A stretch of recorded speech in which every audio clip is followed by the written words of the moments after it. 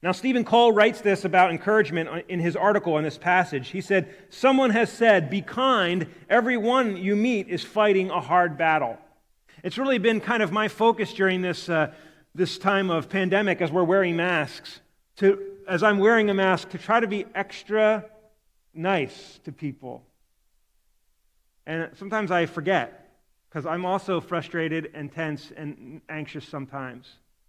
But to be extra kind to people, because we're all fighting a hard battle. We might not know what battle we're fighting, and the person that you're dealing with face to face might not be concerned about their job at the grocery store. They might be concerned about their grandparent who has terminal illness.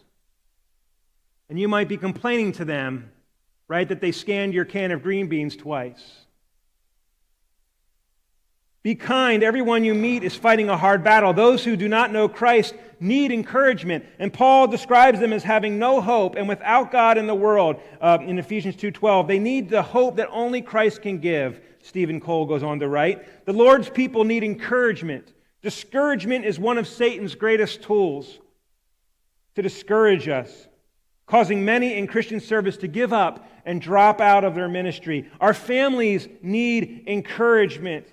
As husbands and fathers, we need to set an atmosphere of encouragement in our homes. The Apostle Paul's experience here shows us first how to receive encouragement from the Lord in the storms of life, and then how to pass it on to others who desperately need it. We desperately need encouragement. Jesus said to us, He said, "You are the light of the world. Go be encouragement in people's lives. Lift their spirits when they're in despair. Don't add to their pain and suffering and fear and anxiety. Find encouragement and be encouragement to others." Now, how do we do that? That's what we want to try to answer today. Well, the first thing I think that is important for us to do, and we can see this from Paul's life and from the life of the teaching and from the teaching that's found in the New Testament, is one of the ways that we can find and be encouraging and we can stay calm in the midst of storms is by being with God's people.